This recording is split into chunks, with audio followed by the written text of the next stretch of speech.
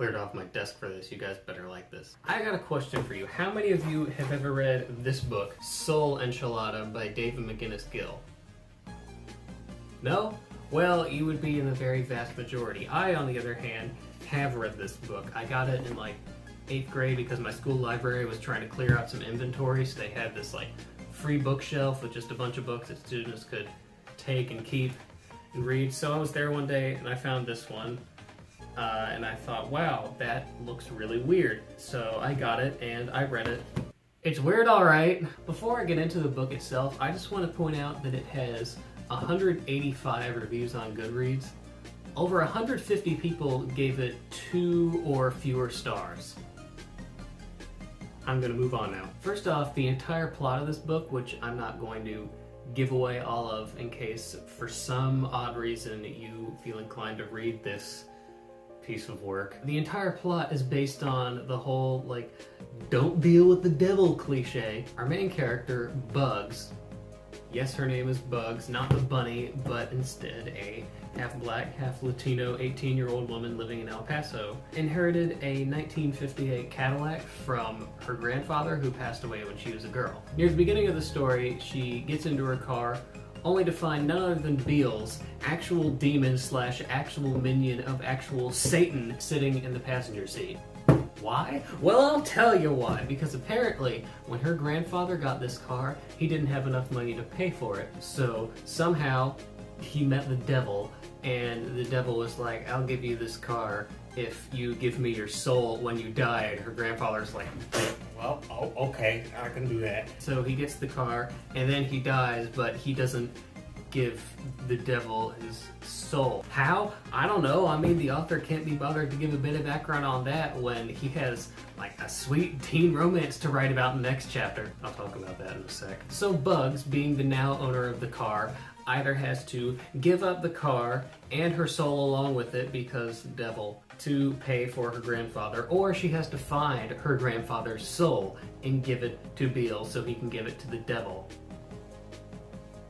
How? Well, lucky for us, there is a sweet teen romance coming up that will more or less explain it. Bugs meets a boy. His name is Pesto. After talking for 2 whole minutes, Pesto brings up that he works for ISIS, the International Supernatural Immigration Service. Actually, okay, that was kind of funny. That means that he deals with the supernatural, such as demons, all the time. That's all fine and dandy, but the book treats this as some weird, like, clandestine, crazy job that people who aren't in the know shouldn't really know about. Yet, I mean, he brings it up literally after 2 seconds of talking to this girl. So Bugs is like, hey, funny you should bring that up. I have a literal minion of Satan in my passenger seat. And then he's like, oh, dude, that's bad. Also, they're in love. Really, there was no reason for them to be in a relationship in this book. I mean, both of them were, like, integral characters, but they didn't need to be in a romantic relationship. It just seemed pointless, that whole aspect of their existence. I don't want to spend too much time on this, so stuff happens, more stuff happens. Beals is an annoying brat for the entire rest of the story. The book ends with a pizza delivery race between Bugs and Beals.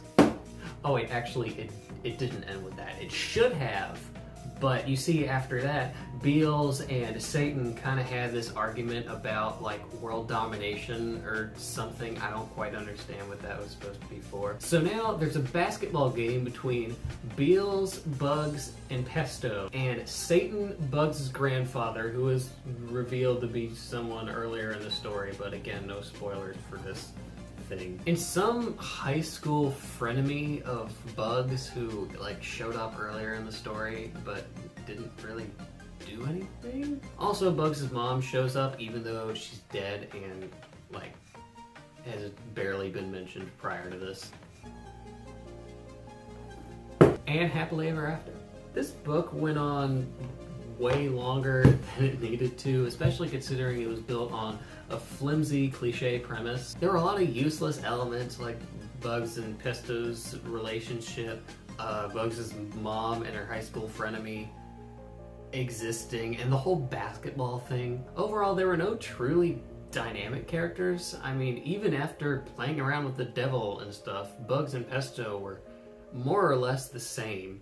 And from the start, a lot of characters like Bugs, her grandpa, and Beals just weren't likable. Like, it's hard to feel remorse or any sympathy towards someone where they're just a jerk the whole time.